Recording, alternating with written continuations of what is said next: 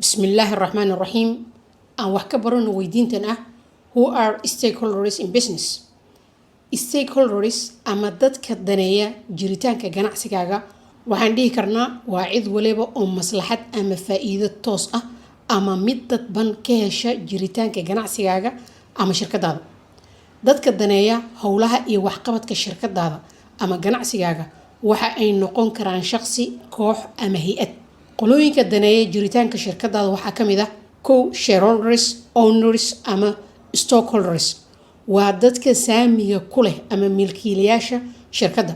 hadda kahor ayaan kasoo hadalnay, fadlan ka dhigayso lifaaqa hoose. ogowna stockholders ama milkiilayaasha waxa ay ka mid yihiin stakeholders ama dadka daneeya shirkadaada, oo labadaas eray ee kala ah stockholder iyo stakeholder sidaas ayay u kala duwan yihiin.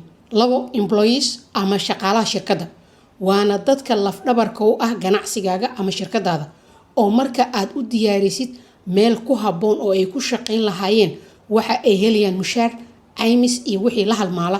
haddaba jiritaanka shirkadaada ama ganacsigaaga dan ayaa ugu jirta. customers ama macaamiisha waana dadka gata adeegaada ama badeecada ay shirkadaada bixiso, oo dadkan waxa ay dan ugu jirtaa inay helaan adeeg hufan iyo alaab tayo leh kuna helaan qiimo macquul ah, si fiicanna loogu adeego, oo jiritaanka shirkadaada dan ayaa ugu jirta iyagana. suppliers ama dadka aad ka heshid ama ku keena adeega ama badeecada aad rabtid inaad sii gadid. si kale haddaan u dhigno, waa shirkada aad u tahay macmiilka. tusaale, haddaad leedahay maqaayad, qolada ku keenta hilibka ama qudaarta ayaa ku ah suppliers. shirkadaas dan ayaa ugu jirta iyagana in maqaayadaada ay sii jirto, waayo waxa aad ka gadataa badeecada ay hayaan. marka ay shirkadaada sii ballaaratana waxa aad ka gadan doontid way sii kordhaysaa.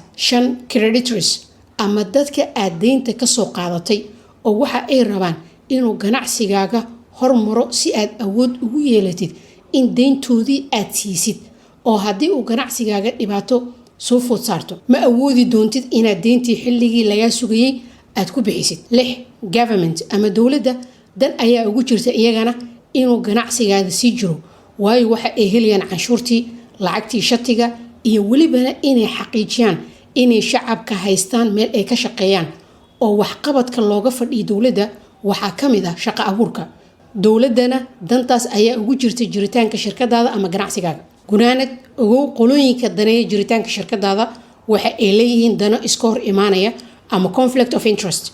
haddaba shirkadda ayaa laga rabaa inay leedahay maamul toosan oo isku wadi kara baahiyahaas kala duwan. tusaale, milkiilayaasha waxa ay rabaan inay helaan faa'iido badan ama dividend badan, waxaana ka mid ah qaababka loo gaari karo in badeecadii ama adeegii qaali la gado, midaasna uma fiicno macaamiisha. taas oo kale ayaa waxaa la yiraahdaa conflict of interest. marka waxaa jirta dano iska hor imaanaya oo sidaasoo kaleeta ah.